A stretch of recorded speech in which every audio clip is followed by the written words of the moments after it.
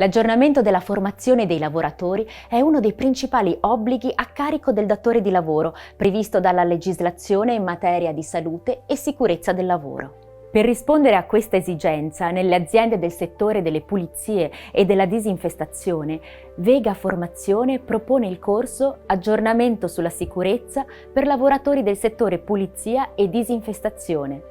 Durante il corso, i lavoratori approfondiranno i temi relativi alle proprie responsabilità, ai rischi presenti nell'attività lavorativa e alle misure di sicurezza che dovranno attuare per tutelare la salute e sicurezza propria e delle altre persone.